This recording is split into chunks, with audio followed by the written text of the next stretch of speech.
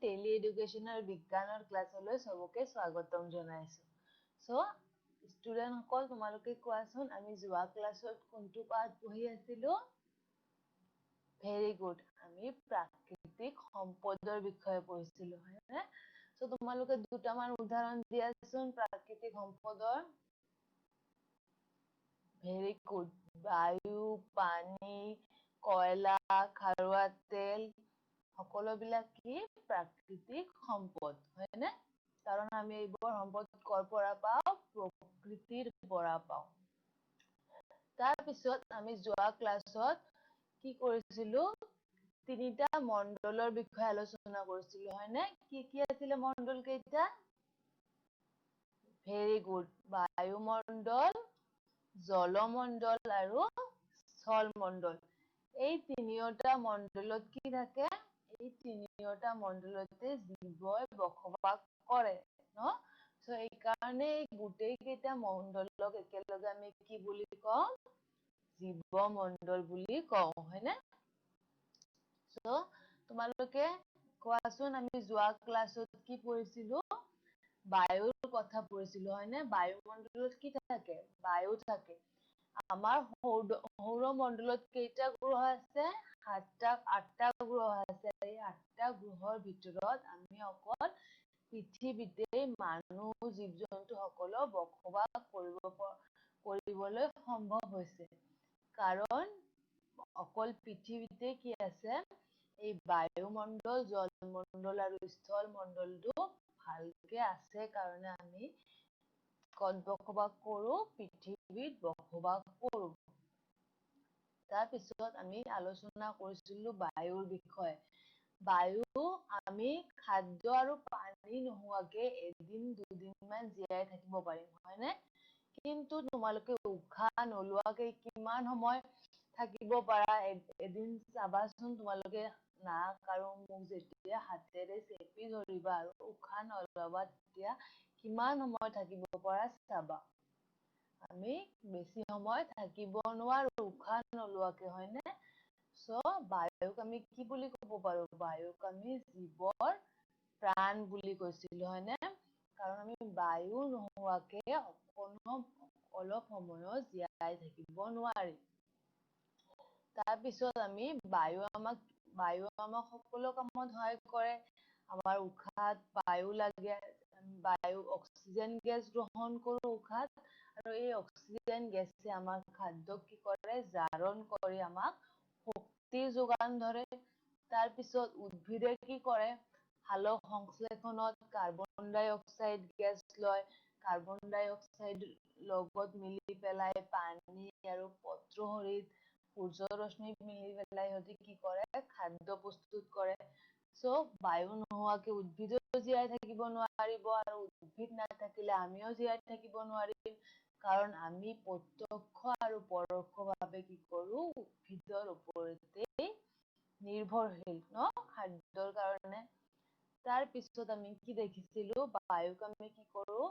বায়ুক আমি বিদ্যুৎ শক্তিলৈ ৰূপান্তৰ কৰিব পাৰো, ন? বায়ুক অলপ ব্যৱহাৰ কৰিছো এনেকে আমি কি কৰিব পাৰো? এই বিদ্যুৎ আমি ঘৰৰ বাতি জ্বলাবলৈ ব্যৱহাৰ কৰো। আৰু আমি বায়ুক ব্যৱহাৰ কৰি আমি কি কৰো? চলাচল কৰিব পাৰো জাহাজত বায়ুৰ গতি দি, হয়নে? সো বায়ু আমাৰ খুবেই দৰকাৰী। কিন্তু আজিকালি কি হৈছে? আমি যান-বাহন বেছিকে ব্যৱহাৰ কৰিছো, কল-কাৰখানা ব্যৱহাৰ কৰিছো। ইয়াৰ ফলত যি বিষাক্ত গেছ ওলাইছে, ধোঁৱা ওলাইছে কলা কলা, তাতে কি আছে? কিছুমান বায়ু প্ৰদূষক থাকে। যেনেকুৱা ছালফাৰ ডাই অক্সাইড, নাইট্ৰজেন ডাই অক্সাইড এইবোৰে কি কৰিছে? বায়ু প্ৰদূষণ কৰিছে, হয়নে? এই বায়ু আকৌ যেতিয়া আমি গ্ৰহণ কৰিছো তেতিয়া কি হৈছে? আমাৰ বিভিন্ন ধৰণৰ ৰোগ হৈছে। হাঁওফাঁওৰ কৰ্কটজনিত ৰোগ, এইবোৰ ৰোগে দেখা দিছে। সেইকাৰণে আমি কি কৰিব লাগিব? বায়ু প্ৰদূষণ ৰোধ কৰিব লাগিব, হয়নে? তাৰপিছত আমি কি আলোচনা কৰিছিলো? পানীৰ কথা আলোচনা কৰিছিলো। জলমণ্ডল কি আছে? পানীৰে গঠিত। তাৰপিছত এই জলমণ্ডল, পৃথিৱীত কি আছে? পৃথিৱীত বেছিভাগেই কি আছে? পানীৰে পূৰ্ণ হৈ আছে যদিও কিন্তু আমি গোটেইখিনি পানী আমি ব্যৱহাৰ কৰিব নোৱাৰো, কাৰণ সাগৰ আৰু মহাসাগৰৰ পানীবোৰ কেনেকুৱা হয়, লুণীয়া হয়। এই লুণীয়া পানী আমি ব্যৱহাৰ কৰিব নোৱাৰো। তাৰপিছত আমি কি অকল ভূগৰ্ভ, নদ-নদী, পুখুৰী এইবোৰ পানীয়ে আমি কি কৰো, আমাৰ নিজৰ কামত ব্যৱহাৰ কৰো। চ' আমি পানী কি কামত ব্যৱহাৰ কৰো, আমি খাদ্য হিচাপে পানী গ্ৰহণ কৰো, বাচন বৰ্তন ধুবলৈ, তাৰপিছত কি কৰো, কাপোৰ ধুবলৈ আমি পানী ব্যৱহাৰ কৰো, ৰন্ধন কাৰ্যত আমি পানী ব্যৱহাৰ কৰো, তাৰপিছত গৰু ম'হ এইবোৰক গা ধুৱাবলৈ পানী ব্যৱহাৰ কৰো, জীৱ-জন্তুও কি কৰে, পানী খায়, তাৰপিছত আমি খেতি বাতিত পানী দিওঁ, সেইকাৰণে আমি পানী ব্যৱহাৰ কৰো। চ' পানী অতি মূল্যৱান প্ৰাকৃতিক সম্পদ। আজিকালি আমি যিহেতু পানী বেছিকে ব্যৱহাৰ কৰিছো আৰু কি কৰিছো, পানীৰ প্ৰদূষণ হৈছে, আমি পানীত লেতেৰা বস্তু পেলাইছো, তাৰপিছত কি কয়, কল কাৰখানাৰ পৰা বিষাক্ত পানী আহি কি কৰিছে, যেতিয়াই নদীৰ পানী বা কিছুমান হ্ৰদত মিলিত হৈছে, এই পানীবোৰ কি হৈছে, বিষাক্ত হৈছে, ফলত কি হৈছে, পানীৰ প্ৰদূষণ হৈছে। চ' আমি কি কৰিব লাগিব, আমি পানীৰ প্ৰদূষণ ৰোধ কৰিব লাগিব, হয়নে? কাৰণ পানী নোহোৱাকৈ আমি জীয়াই থাকিব নোৱাৰো, পানীৰ কোনো বিকল্প উৎস নাই, সেইকাৰণে আমি পানীৰ ব্যৱহাৰ যিমানেই দৰকাৰ সিমানেই কৰিব লাগে, আৰু আমি পানী নষ্ট কৰিব নালাগে। চ' তোমালোকে কি কৰিবা, নিজেও পানী বচাবা আৰু বেলেগকো কবা পানী যাতে সিহঁতে বচায়। আৰু আমি বৰষুণৰ পানীও কি কৰিব পাৰো, সংৰক্ষণ কৰি ব্যৱহাৰ কৰিব পাৰো। যোৱা ক্লাছত আমি বায়ু আৰু পানীৰ কথা জানিছিলো, এতিয়া আমি আজিৰ ক্লাছত কি জানিম, মাটিৰ কথা আলোচনা কৰিম। চ' এতিয়া চোৱা, তোমালোকৰ প্ৰশ্নটো হ'ল, কোনটো সম্পদৰ পৰা উদ্ভিদে পানী আৰু পুষ্টি দ্ৰব্য পায়? ক'ব পাৰিবানে তোমালোকে? কোনটো সম্পদৰ পৰা পায় উদ্ভিদে? মাটিৰ পৰা ন? মাটিৰ পৰা শিপাই কি কৰে, পানী আৰু খনিজ পদাৰ্থ শোষণ কৰি লয়। চ' মাটিয়ে কি কৰে, পানী আৰু খনিজ পদাৰ্থৰ যোগান ধৰে মাটিয়ে। চ' চোৱা এতিয়া কি দেখা পাইছে স্ক্ৰীনত? ভেৰি গুড, পৃথিৱী ন?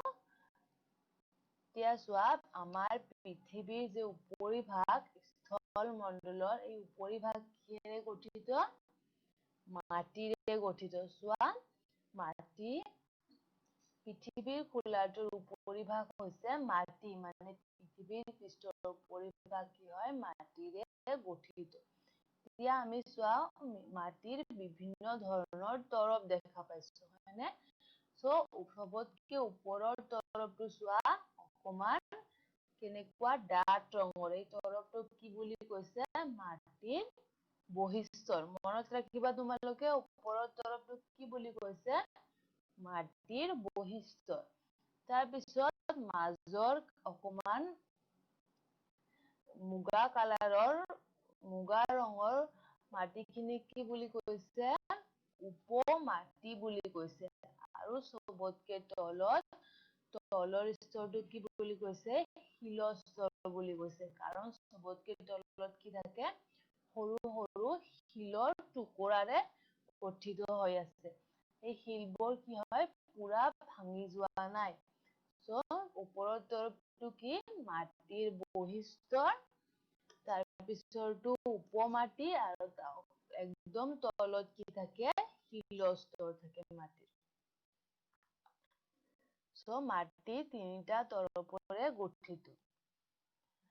এতিয়া চোৱা, চবতকে ওপৰৰ তৰপ মানে মাটিৰ বহিস্থলটো আকৌ চোৱা, আমি যেতিয়া ভাগ কৰিম, তেতিয়া 4ভাগৰ 1ভাগ কি আছে, পানী আছে। আৰু 1ভাগ কি আছে, বায়ু আছে। আৰু অকমান জাগাত কি আছে চোৱা, অকমান মানে আধাৰ অকমান অংশত কি আছে, জৈৱিক পদাৰ্থ আছে, আৰু খনিজ পদাৰ্থটো কি আছে, বেছি পৰিমাণে আছে, হয়নে? সো এই গোটেইবিলাক পদাৰ্থক মিলি পেলাই কি হৈছে, মাটিৰ বৈশিষ্ট্যৰ গঠন হৈছে। আৰু জৈৱিক পদাৰ্থত কি থাকে জানানে তোমালোকে? জীৱাণু থাকে, মানে মাইক্ৰ অৰ্গানিজম থাকে। সো চবতকে মাটিৰ বৈশিষ্ট্যটো কিৰে গঠিত? খনিজ লৱণ থাকে, পানী, বায়ু, জীৱাণু আৰু হিউমাছৰ এটা জটিল মিশ্ৰণ। যদি তোমালোকক সোধে পৰীক্ষাত যে মাটিৰ বৈশিষ্ট্যত কি উপাদান থাকে, তেতিয়া কি কবা? খনিজ লৱণ থাকে, পানী, বায়ু, তাৰপিছত জীৱাণু, হিউমাছ, এই গোটেইবোৰৰ মিশ্ৰণ অৱস্থাত থাকে মাটিৰ বৈশিষ্ট্যত। আৰু হিউমাছে কি কৰে? হিউমাছে মাটি সাৰুৱা কৰে, হয়নে? এতিয়া চোৱা, এতিয়া প্ৰশ্ন হ'ল মাটি কেনেকৈ গঠন হয়? সো যেতিয়া পৃথিৱীৰ সৃষ্টি হৈছিলে তেতিয়া মাটি আছিলে নেকি? তেতিয়া মাটি নাছিলে, তেতিয়া কি আছিলে? অকল ডাঙৰ ডাঙৰ শিলৰ টুকুৰা আছিলে। এনেকুৱা ডাঙৰ ডাঙৰ শিলাখণ্ডবিলাক আছিলে। সো পৃথিৱীৰ সৃষ্টিৰ সময়ত মাটি নাছিলে, অকল ডাঙৰ ডাঙৰ শিলখণ্ডবোৰ আছিলে। কিন্তু এই শিলখণ্ডৰ পৰা কেনেকে মাটিৰ সৃষ্টি হ'ল, এতিয়া আমি চাম। কি হৈছে চোৱা, সূৰ্যৰ পোহৰ পৰিছে দিনৰ ভাগত, সূৰ্য উদয় হৈছে ৰাতিপুৱা, তাৰপিছত যেতিয়া সূৰ্যৰ পোহৰ পৰিছে, তাপ পৰিছে, তেতিয়া কি হৈছে, শিলখণ্ডবোৰ গৰম হৈছে, হয়নে? গৰম হোৱাৰ পিছত কি হৈছে, শিলখণ্ডবোৰৰ প্ৰসাৰণ ঘটিছে, সম্প্ৰসাৰণ ঘটিছে। তাৰপিছত আকৌ কি হৈছে, বৰষুণ আহিছে, বৰষুণৰ ফলত কি হৈছে, শিলখণ্ডবোৰৰ সংকোচন হৈছে, কাৰণ শিলখণ্ডবোৰ চেঁচা হৈছে। এই সংকোচন আৰু সম্প্ৰসাৰণৰ ফলত কি হৈছে, শিলখণ্ডবোৰ লাহেকে ভাঙি গৈছে। তোমালোকে দেখা পাইছা স্ক্ৰীনত? এনেকে ভাঙি গৈছে। তেনেকে আকৌ ৰ'দ দিছে, আকৌ বৰষুণ দিছে, এনেকে লাহে লাহে শিলখণ্ডবোৰ কি হৈছে, এনেকে ৰ'দ পৰিছে, আকৌ বৰষুণ পৰিছে, এনেকে শিলখণ্ডবোৰ ভাঙি ভাঙি কি হৈছে, টুকুৰা টুকুৰা হৈ লাষ্টত গৈ কি হৈছে, মাটিলৈ পৰিৱৰ্তন হৈছে। তাৰপিছত তাৰ ওপৰত কি হৈছে, কিছুমান উদ্ভিদৰ সৃষ্টি হৈছে, শেলাইৰ সৃষ্টি হৈছে। এনেকে কি হৈছে, মাটিৰ সৃষ্টি হৈছে। ত' এতিয়া তোমালোকে গম পালা মাটি কেনেকৈ সৃষ্টি হৈছিলে? আৰু এই প্ৰক্ৰিয়াটোক আমি কি বুলি কওঁ? মাটিৰ সৃষ্টি হোৱা প্ৰক্ৰিয়াটোক আমি শিলৰ অৱক্ষয় বুলি কম। কি বুলি কম? শিলৰ অৱক্ষয়। ত' তোমালোকৰ পৰীক্ষা যদি আহে, শিলৰ অৱক্ষয় কি, তেতিয়া কি কবা? পৃথিৱীৰ পৃষ্ঠত শিলৰ স্তৰ সূৰ্যৰ তাপ, বৰষুণ, পানী আৰু জীৱাণুৰ ক্ৰিয়াৰ ফলত কি হৈছে, চূৰ্ণ বিচূৰ্ণ হৈ মাটিৰ কণিকালৈ পৰিৱৰ্তন হৈছে। আৰু ইয়াকে আমি কি বুলি কওঁ? শিলৰ অৱক্ষয় বুলি কওঁ। মনত থাকিব। পৃথিৱীৰ পৃষ্ঠৰ শিলৰ সূৰ্যৰ তাপ, শিলৰ স্তৰৰ ওপৰত কি হৈছে, সূৰ্যৰ তাপ পৰিছে, বৰষুণ পৰিছে, পানী, জীৱাণু ক্ৰিয়াকলাপৰ ফলত কি হৈছে, এই শিলৰ স্তৰবোৰ চূৰ্ণ বিচূৰ্ণ হৈছে, মানে ভাঙি সৰু সৰু গুৰিলৈ পৰিণত হৈছে। আৰু তেনেকেই কি হৈছে, মাটিৰ কণিকাৰ সৃষ্টি হৈছে। আৰু এই প্ৰক্ৰিয়াটোক আমি কি বুলি কওঁ? শিলৰ অৱক্ষয় বুলি কওঁ। এতিয়া আমি কি চাম? মাটিৰ গুৰুত্ব। তোমালোকে এতিয়া ক'ব পাৰিবানে মাটিৰ গুৰুত্ববোৰ কি কি? মাটি কিয় গুৰুত্বপূৰ্ণ আমাৰ বাবে? আহা আমি চাওঁ। ইয়াত দেখা পাইছো স্ক্ৰীনত। আমি এটা উদ্ভিদ দেখা পাইছো। ত' উদ্ভিদে কি কৰে? উদ্ভিদৰ শিপাই মাটিৰ পৰা কি কৰে চোৱা, পানী আৰু পোষক দ্ৰব্যবোৰ শোষণ কৰে। চ' মাটিয়ে কি কৰে? উদ্ভিদক পুষ্টি, খনিজ পদাৰ্থ আৰু পানী যোগান ধৰে। এতিয়া মাটিৰ গুৰুত্ব আমি গম পালো। মাটিয়ে কি কৰে? উদ্ভিদক পুষ্টি, পানী, খনিজ পদাৰ্থৰ যোগান ধৰে। তাৰপিছত চোৱা এতিয়া কি দেখা পাইছা? ধান খেতি দেখা পাইছা, হয়নে? এইবোৰ ধান আমি কি কৰো? আমি নিজে খাদ্য হিচাপে ব্যৱহাৰ কৰো। বিভিন্ন ধৰণৰ মাহজাতীয় শস্য, তাৰপিছত শাক-পাচলি, এইবোৰ চব আমি খাদ্য হিচাপে ব্যৱহাৰ কৰো। আৰু এই খেতিবোৰ ক'ত হয়? মাটিত কৰা হয়। মাটিয়ে আমাক কি দিয়ে? মাটিয়ে আমাক খাদ্যৰ যোগান ধৰে, হয়নে? মাটিয়ে জীৱক খাদ্যৰ যোগান ধৰে। এইটো এটা মাটিৰ বিশেষ গুৰুত্ব। তাৰপিছত এতিয়া চোৱা, কি দেখা পাইছে স্ক্ৰীনত? নিগনি এটা ছবি দেখা পাইছা, হয়নে? তাৰপিছত কি দেখা পাইছা? কেঁচু দেখা পাইছা। তাৰপিছত এতিয়া কি দেখা পাইছা? এইটো এটা পৰুৱাৰ বাহ, পৰুৱাৰ বাহ, হয়নে? এই গোটেই কেইটা প্ৰাণীয়ে কি কৰে চোৱা, মাটিত বসবাস কৰে। এন্দুৰ ক'ত থাকে? গাঁতত থাকে। কেঁচু মাটিত থাকে আৰু পৰুৱাই কি কৰিছে? মাটিৰে ঘৰ এটা বনাই লৈছে। এই গোটেই কেইটা প্ৰাণীক কি দিছে? মাটিয়ে আশ্ৰয় প্ৰদান কৰিছে। মাটিয়ে কিছুমান প্ৰাণীক, নিগনি, কেঁচু, পৰুৱাৰ দৰে প্ৰাণীক কি কৰে? আশ্ৰয় প্ৰদান কৰে। তাৰপিছত এতিয়া চোৱা, এইবোৰ কি দেখা পাইছো আমি স্ক্ৰীনত? এইবোৰ হ'ল মাটিৰ স্তৰ, হয়নে? প্ৰথম স্তৰটো কি আছিলে? বহিস্তৰ, তাৰপিছত উপমাটি, তাৰপিছত কি আছিলে? শিলস্তৰ আছিলে ন? এইবোৰ মাটিৰ স্তৰ। এই মাটিৰ ওপৰত যেতিয়া কি হয়? বৰষুণ পৰে, পৃথিৱীত যেতিয়া বৰষুণ পৰে, এই পানীখিনি ক'ত যায় চোৱা, এই মাটিৰ স্তৰবোৰৰ মাজেৰে গৈ ক'ত যায়? মাটিৰ তলত জমা হয়। যিবোৰ আমি ব্যৱহাৰ কৰো, কুঁৱা খান্দি বা দমকলৰ সহায়ত যিবোৰ পানী আমি উঠাই আমি বিভিন্ন কামত ব্যৱহাৰ কৰো, মাটিৰ তলৰ পানী। এই মাটিৰ তলৰ পানী কি কৰে? মাটিয়ে পৰিস্ৰাৱকৰ কাম কৰে, মানে ফিল্টাৰ হিচাপে কাৰ্য কৰে। এই মাটিৰ যেতিয়া এই স্তৰবোৰৰ মাজেৰে পানীবোৰ পাৰ হৈ যায়, তেতিয়া কি হয়?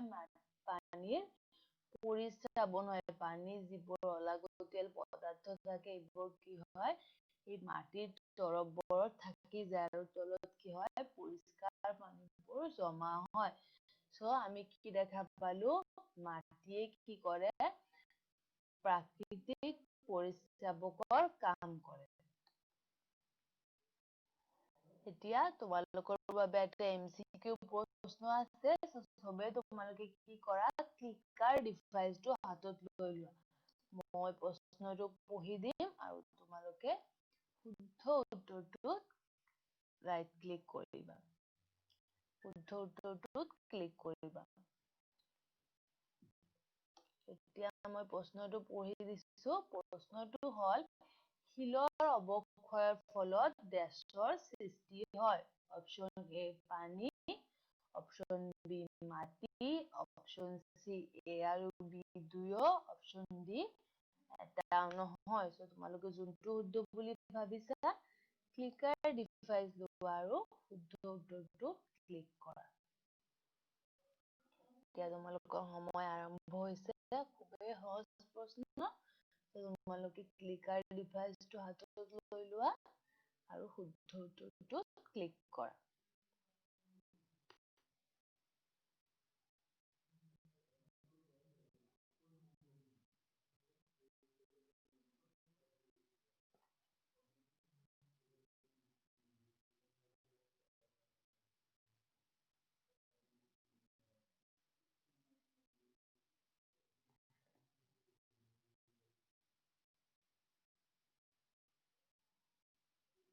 এতিয়া তোমালোকৰ সময় শেষ হ'ল। শুদ্ধ উত্তৰটো কি হ'ব? মাটি, অপশ্যন বি ৰাইট এনচাৰ। চবে পাৰিছা ন তোমালোকে? এতিয়া আমি কি কি চালো, মাটিৰ গুৰুত্ববোৰ কি কি আছিলে? মাটিয়ে কি কৰে? উদ্ভিদক পোষক দ্ৰব্যৰ যোগান ধৰে, পুষ্টিৰ যোগান ধৰে। তাৰপিছত আমি কি চালো? মাটিয়ে কি কৰে? জীৱক খাদ্যৰ যোগান ধৰে। তাৰপিছত তৃতীয় গুৰুত্বটো কি চালো আমি? কিছুমান প্ৰাণীক আশ্ৰয় দিয়ে। আৰু চতুৰ্থ গুৰুত্বটো আমি কি চালো? Very good. প্ৰাকৃতিক পৰিস্ৰাৱকৰ কাম কৰে মাটিৰ তলৰ পানীত ন?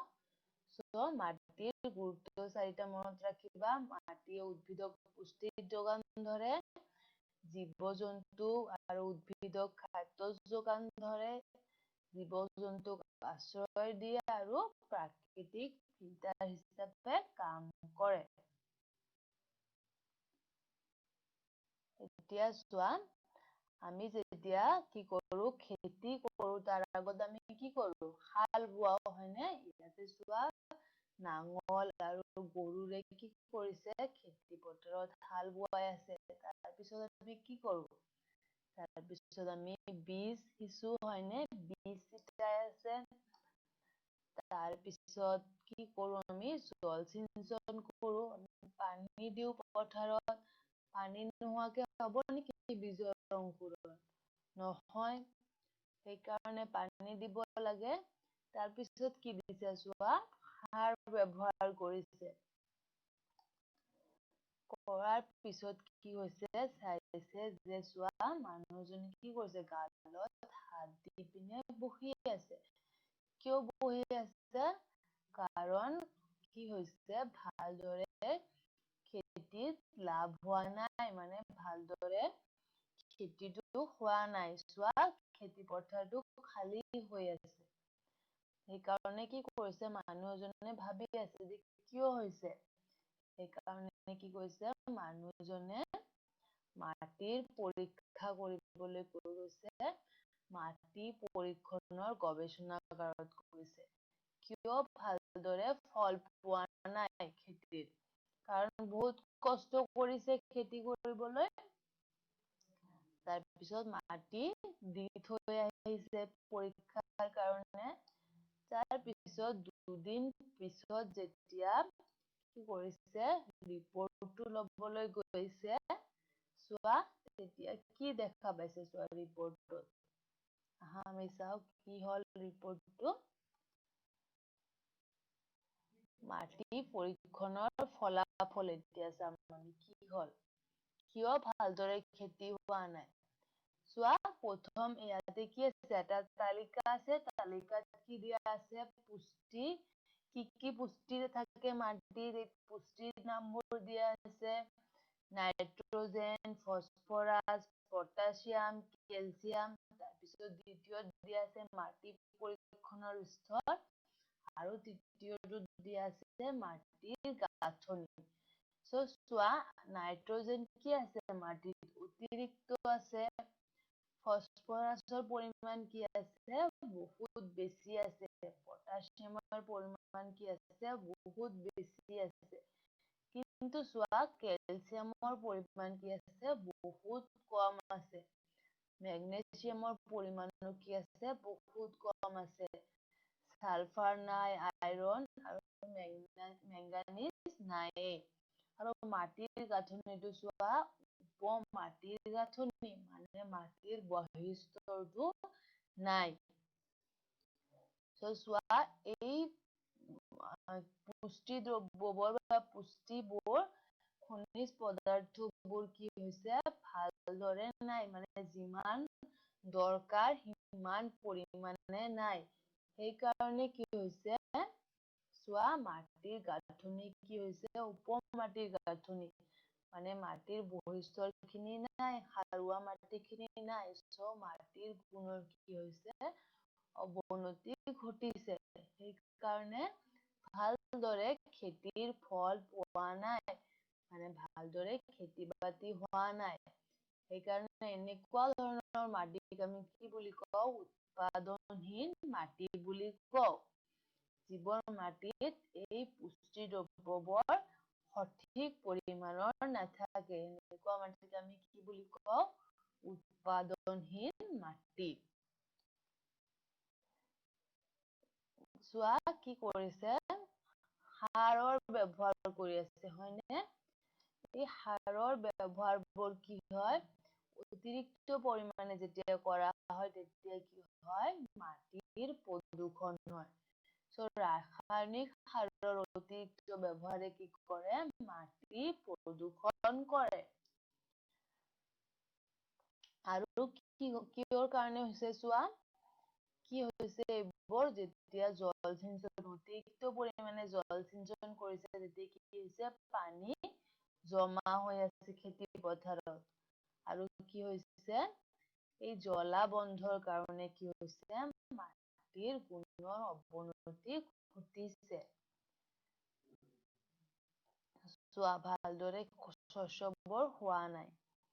এতিয়া চোৱা ভালদৰে, যেতিয়া আমি কি কৰো? বেছি পৰিমাণে জলসিঞ্চন কৰো, তেতিয়া কি হয়? চোৱা, পানীৰ তৰফটো ওপৰলৈ উঠি যায়। চোৱা, আগতে ইমানখিনিলৈ আছিলে পানী, এতিয়া কি হৈছে? পানীৰ তৰফটো এইখিনিলৈ পাই গৈছে, হয়নে? ইমানখিনি ওপৰত উঠি গৈছে। জলাবন্ধৰ কাৰণ হৈছে অতিৰিক্ত জলসিঞ্চন আৰু পানীৰ স্তৰৰ উত্থন হোৱা। আমি দেখা পাইছো পানীৰ স্তৰৰ উত্থন হৈছে। এতিয়া আমি আৰু এটা MCQ প্ৰশ্ন এটা লৈ লওঁ, তাৰপিছত আমি আকৌ আলোচনা কৰিম। মই এতিয়া প্ৰশ্নটো পঢ়ি দিম, তোমালোকে ক্লিকাৰ ডিভাইচ হাতত লৈ লোৱা আৰু শুদ্ধ উত্তৰটো ক্লিক কৰিবা। প্ৰশ্নটো হয়, ৰাসায়নিক সাৰৰ ব্যৱহাৰত বিশেষকৈ ডেছ প্ৰদূষণ হয়? অপশ্যন এ বায়ু, অপশ্যন বি পানী, অপশ্যন চি মাটি, অপশ্যন ডি এটাও নহয়। তোমালোকে যোনটো শুদ্ধ বুলি ভাবা, ক্লিকাৰ ডিভাইচ লোৱা আৰু শুদ্ধ উত্তৰটো ক্লিক কৰিবা। অতি সহজ প্ৰশ্ন।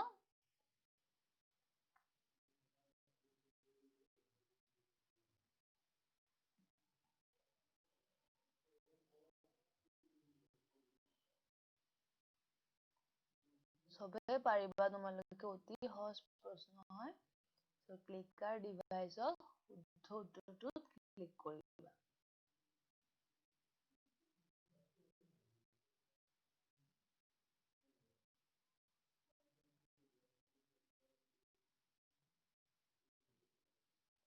এতিয়া তোমালোকৰ সময় শেষ হ'ল। শুদ্ধ উত্তৰটো কি হ'ব? মাটি। ৰাসায়নিক সাৰৰ ব্যৱহাৰৰ ফলত কি হয়? বিশেষ পৰিমাণে মাটি প্ৰদূষণ হয়।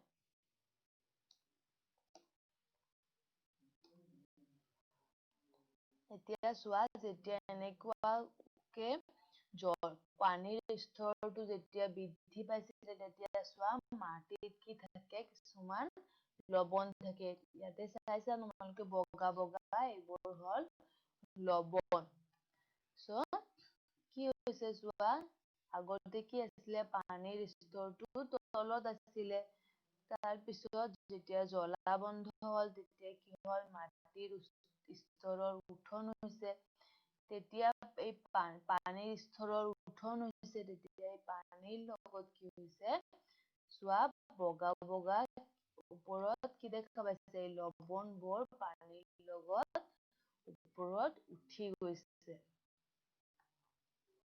তাৰপিছত আকৌ সূৰ্যৰ ৰশ্মি পৰিছে, আৰু সূৰ্যৰ ৰশ্মিৰ ফলত কি হৈছে?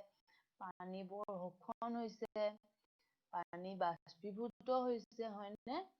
পানী বাষ্পীভূত হোৱাৰ ফলত কি হৈছে? আকৌ পানীৰ স্তৰ আগৰ জেগালৈ ঘূৰি আহিছে, কিন্তু লৱণবিলাক চোৱা ওপৰতে থাকি গৈছে, মানে মাটিৰ বহিঃস্তৰত থাকি গৈছে।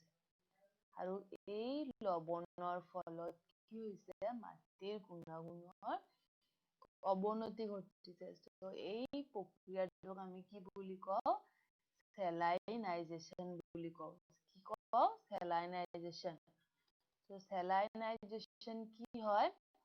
মাটিত লৱণৰ পৰিমাণ বৃদ্ধি পোৱা, মানে মাটিত যেতিয়া লৱণৰ পৰিমাণ বৃদ্ধি পায় তেতিয়া তাক কি বুলি কোৱা হয়? চেলাইনাইজেশ্যন বুলি কয়। আৰু মাটিৰ তলৰ পানীত কি হয়? লৱণ মাটিৰ পৃষ্ঠলৈ উঠে আৰু চেলাইনাইজেশ্যন ঘটে। আমি দেখা পালো। তাৰপিছত ইয়াৰ প্ৰধান কাৰণ হৈছে অতিৰিক্ত জলসিঞ্চন। অতিৰিক্ত জলসিঞ্চনৰ কাৰণে কি হৈছে? এই চেলাইনাইজেশ্যন ঘটিছে। এতিয়া চোৱা, চেলাইনাইজেশ্যনৰ কাৰণে কি হৈছে? মাটিৰ ওপৰত কি হৈছে? লৱণৰ পৰিমাণ বৃদ্ধি পাইছে আৰু ফলত কি হৈছে? চোৱা, মৰুভূমিকৰণ হৈছে। মানে মাটিৰ উৎপাদন হোৱা নাই, গছ-গছনি মৰি গৈছে। উৎপাদনহীন মাটিলৈ পৰিৱৰ্তন হৈছে, যাক কি বুলি কৈছে? মৰুভূমিকৰণ। মৰুভূমিকৰণ কি? এডোখৰ উৎপাদনশীল মাটি উৎপাদনহীন মাটিলৈ পৰিৱৰ্তন হোৱা প্ৰণালীক কি বুলি কোৱা হয়? মৰুভূমিকৰণ বুলি কোৱা হয়। যেতিয়া উৎপাদনশীল মাটি উৎপাদনহীন মাটিলৈ পৰিৱৰ্তন হয় তেতিয়া তাক কি বুলি কোৱা হয়? মৰুভূমিকৰণ বুলি কোৱা হয়। এতিয়া চোৱা, এই মৰুভূমিকৰণৰ আৰু কিহৰ কাৰণে হৈছে? মানুহজনে কি কৰি আছে? গছ কাটি আছে, হয়নে? নিৰ্বনানীকৰণ কৰি আছে। আৰু এই নিৰ্বনানীকৰণ কৰাৰ ফলত কি হৈছে? চোৱা, কেইদিনমানৰ পিছত কেইবছৰমান পিছত গছ নাইকিয়াও হৈ গৈছে। ডাঙৰ গছ-গছনি নাই, মানে সেউজীয়া জেগাখিনি কি হৈছে? সেউজীয়া নাইকিয়া হৈ গৈছে। আৰু ফলত যেতিয়া গছ-গছনি নাইকিয়া হৈছে তেতিয়া কি হৈছে? যেতিয়া চাইক্লন আহিছে, ঘূৰ্ণী বতাহ আহিছে, তাৰ ফলত কি কৰিছে? এই মাটিৰ ওপৰৰ তৰফখিনি বতাহৰ লগত কি হৈছে? উৰি গৈছে। আৰু মাটিৰ কি হৈছে? মাটিৰ ওপৰৰ তৰফখিনি গুচি গৈছে। তাৰ পিছত যেতিয়া অতিৰিক্ত কি হৈছে? বৰষুণ হৈছে, তেতিয়া এই বৰষুণৰ ফলতো কি হৈছে? মাটিৰ ওপৰৰ তৰফখিনি কি হয়? গুচি যায়, হয়নে? আমি দেখা পাইছো। আহা, এতিয়া আকৌ এটা MCQ প্ৰশ্ন লৈ লওঁ। তাৰপিছত আমি কি কৰিম? আকৌ আলোচনা কৰিম। তো তোমালোকৰ প্ৰশ্নটো হ'ল, মাটিত লৱণৰ পৰিমাণ বৃদ্ধি হোৱা ডেছ পৰিলে? Option A salinisation, option B মৰুভূমিকৰণ, অপশ্যন চি প্ৰদূষণ আৰু অপশ্যন ডি জলসিঞ্চন। তোমালোকে যোনটো শুদ্ধ বুলি ভাবা ক্লিকাৰ ডিভাইচ লোৱা আৰু শুদ্ধ উত্তৰটোত ক্লিক কৰা।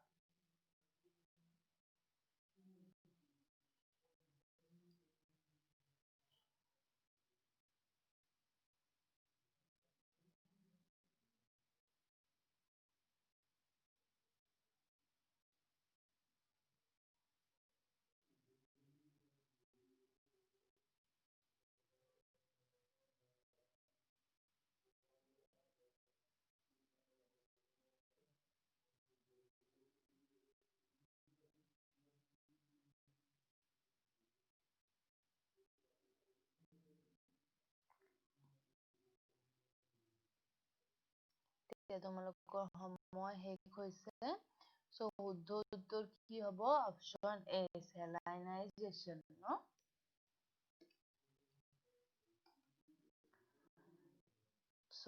যেতিয়া কি হয়? মাটিৰ ওপৰৰ তৰফ আমি দেখা পাইছো বিভিন্ন কাৰ্যৰ সহায়ত নিৰ্বনানীকৰণৰ ফলত কি হৈছে? গছ নাইকিয়া হৈছে, ফলত মাটিক কি কৰে? শিপাই ধৰি ৰাখিব পৰা নাই, কাৰণ মাটি কি কৰে? শিপাই খামুচি মাৰি ধৰি ৰাখে। ফলত কি হৈছে? যেতিয়া ঘূৰ্ণী বতাহ আহিছে, বৰষুণ আহিছে, ফলত কি হৈছে? মাটিৰ ওপৰৰ তৰফখিনি গুচি গৈছে। আৰু ইয়াকে কি বুলি কোৱা হয়? মাটি খহনীয়া বুলি কোৱা হয়। So মাটি খহনীয়া কি? মাটিৰ ওপৰৰ তৰপৰ যেতিয়া অপসাৰণ হোৱা পৰিঘটনাক কি বুলি কোৱা হয়? মাটি খহনীয়া বুলি কোৱা হয়। মনত থাকিব, মাটিৰ ওপৰৰ তৰপটো যেতিয়া গুচি যায় এই পৰিঘটনাক আমি কি বুলি কম? মাটি খহনীয়া।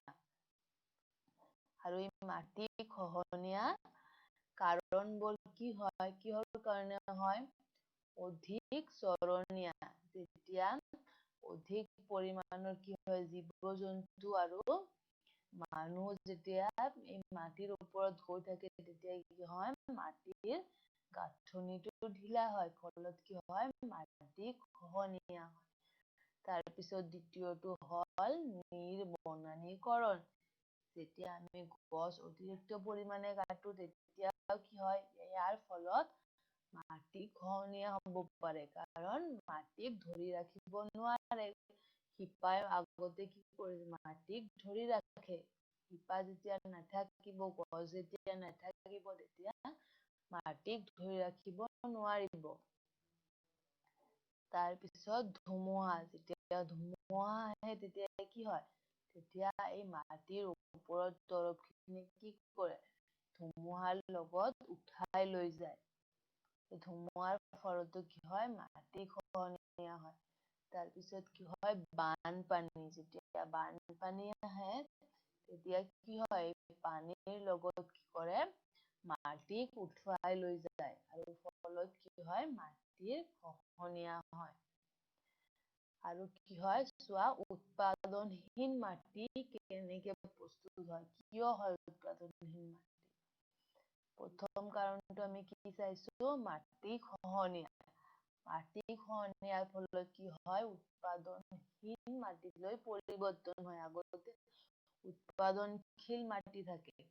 So কিয় হয়? কাৰণ মাটি যেতিয়া খহনীয়া হয় তেতিয়া মাটি খহনীয়াৰ সময়ত মাটিৰ বহিঃস্তৰটো আঁতৰি যায়, আৰু বহিঃস্তৰত কি থাকে? বহিঃস্তৰত হিউমাছ থাকে, জৈৱিক পদাৰ্থ থাকে, জীৱাণু থাকে, যিয়ে কি কৰে? মাটিক সাৰুৱা কৰি ৰাখে। আৰু এই ওপৰৰ তৰপটোতে কি হয়? গছ-গছনিৰ শিপা থাকে। গছ-গছনিৰ সৃষ্টি হয়, ফলত মাটি কি হয়? এই উদ্ভিদে তাৰ পৰা পুষ্টি আহৰণ কৰে। কিন্তু যেতিয়া এই ওপৰৰ তৰপটো নাইকিয়া হৈ যায় তেতিয়া কি হ'ব? তেতিয়া উদ্ভিদে এই পুষ্টিবোৰ নেপাব, আৰু ফলত কি হ'ব? উৎপাদনহীন মাটিলৈ পৰিৱৰ্তন হ'ব। তাৰপিছত দ্বিতীয়টো হ'ল চেলাইনাইজেশ্যন। চেলাইনাইজেশ্যনত কি হয়? যেতিয়া মাটিত লৱণৰ পৰিমাণ বৃদ্ধি পায়, আৰু এই লৱণৰ পৰিমাণ যেতিয়া বৃদ্ধি পায় তেতিয়াও কি হয়? উৎপাদনশীল মাটিলৈ পৰিৱৰ্তন হয়। তাৰপিছত তৃতীয়টো হ'ল মৰুভূমিকৰণ। যেতিয়া মৰুভূমিকৰণ হয়, মানে গছ নাথাকে, জীৱ-জন্তু, গছ মৰুভূমিত থাকে জানো? মৰুভূমিত অকল কাঁইটীয়া গছে থাকে।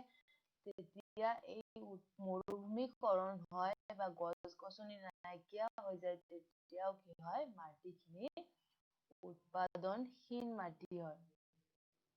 উৎপাদনহীন মাটিৰ কাৰণে এইবোৰ ঘটে। তাৰপিছত কি হয়? অতিৰিক্ত যেতিয়া আমি ৰাসায়নিক সাৰৰ ব্যৱহাৰ কৰো তাৰ ফলতো কি হয়?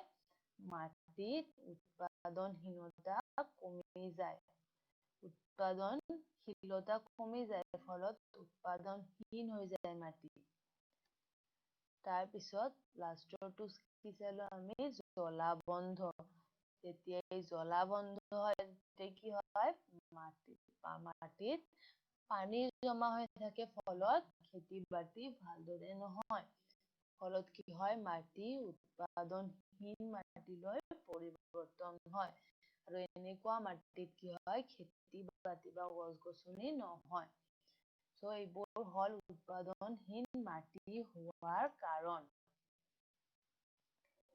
এতিয়া আমি কি কৰিব লাগে? সেইকাৰণে আমি মাটিৰ সংৰক্ষণ কৰিব লাগে। তেতিয়া আমি চাম আমি মাটি কেনেকে সংৰক্ষণ কৰিম। তোমালোকৰ কিবা আইডিয়া আছে নেকি? মাটি সংৰক্ষণ আমি কেনেকে কৰিব পাৰিম? আহা আমি অকমান আলোচনা কৰো। আমি কি কৰিম? বৃক্ষৰোপণ কৰিম। চোৱা, ল'ৰা-ছোৱালী আৰু ছোৱালীজনীয়ে কি কৰি আছে? গছ লগাই আছে, হয়নে? আমি গছ ৰোপণৰ দ্বাৰা কি কৰিব পাৰিম? যেতিয়া আমি অধিক পৰিমাণে গছ ৰোপণ কৰিম, তেতিয়া কি হ'ব? মাটিৰ সংৰক্ষণ হ'ব। কাৰণ উদ্ভিদে কি কৰিব? মাটিৰ শিপাক ধৰি ৰাখিব। ফলত মাটি খহনীয়াৰ পৰা ৰক্ষা পৰিব। এতিয়া তোমালোকৰ বাবে আৰু এটা MCQ প্ৰশ্ন আছে। চবে তোমালোকে কি কৰা? ক্লিকাৰ ডিভাইচটো লৈ লোৱা। মই প্ৰশ্নটো পঢ়ি দিছো। প্ৰশ্নটো হ'ল, তলৰ কোনটো মাটি খহনীয়াৰ কাৰণ নহয়? অপশ্যন এ নিৰ্বনানীকৰণ, অপশ্যন বি প্ৰদূষণ, অপশ্যন চি বানপানী, অপশ্যন ডি অধিক চৰণীয়া। কোনটো কাৰণত মাটি খহনীয়া নহয়? এতিয়া তোমালোকৰ সময় আৰম্ভ হ'ব আৰু তোমালোকে ক্লিকাৰ ডিভাইচটো হাতত লৈ শুদ্ধ উত্তৰটোত ক্লিক কৰা। প্ৰশ্নটো ভালকে পঢ়ি ল'বা।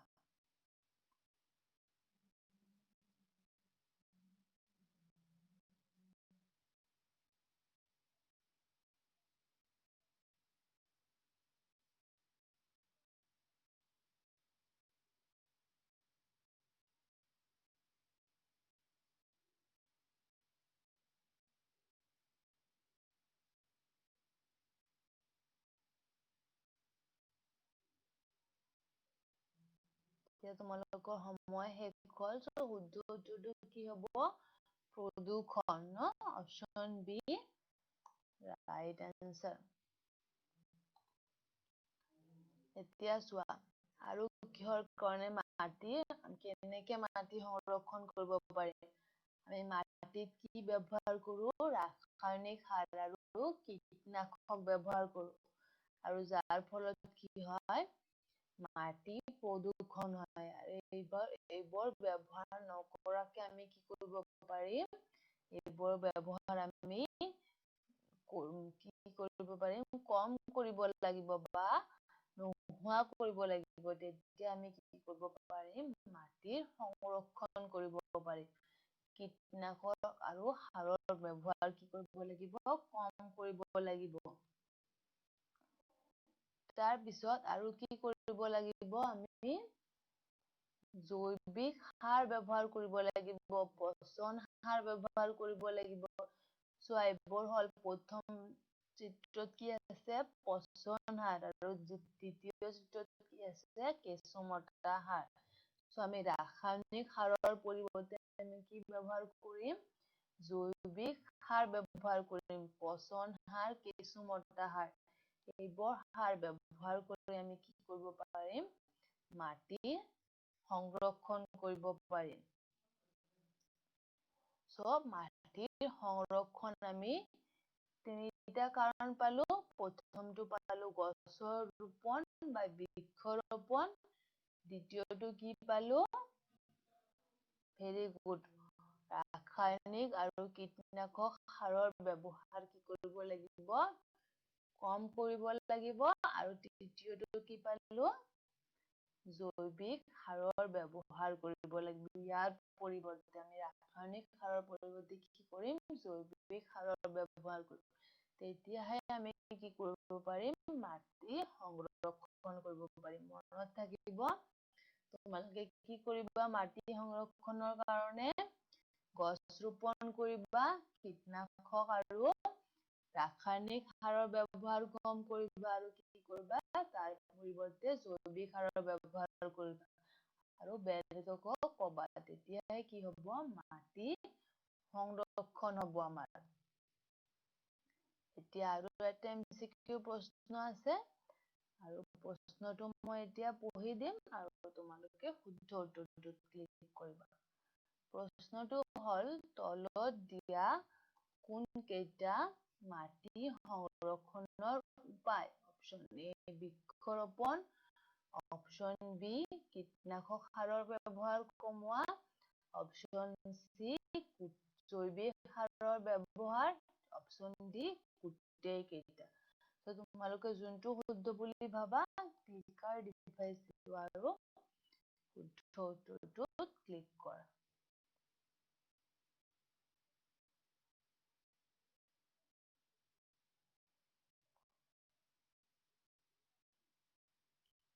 অতি সহজ প্ৰশ্ন, তো চবেই পাৰিবা তোমালোকে। শুদ্ধ উত্তৰটোত ক্লিকাৰ ডিভাইচ লৈ ক্লিক কৰা।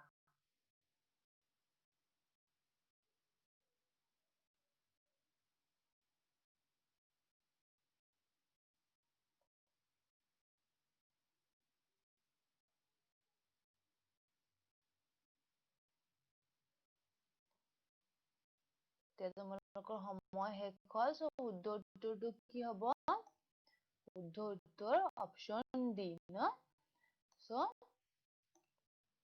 আমি আজিৰ পাঠটোত মাটিৰ বিষয়ে আলোচনা কৰিছো। মাটি আমাক কিয় দৰকাৰ, মাটিৰ গুৰুত্ব, আৰু মাটি কেনেকে আমি সংৰক্ষণ কৰিব পাৰিম, মাটি কিহৰ কাৰণে কি হৈছে উৎপাদনশীল মাটিলৈ পৰিৱৰ্তন হৈছে, এই কথা আমি আলোচনা কৰিছো। ঘৰত গৈ তোমালোকে অকমান পঢ়িবা আৰু তেতিয়া পৰীক্ষাত পাবা, আৰু পৰৱৰ্তী ক্লাছত আৰু কিছুমান বিশেষ আলোচনা কৰিম।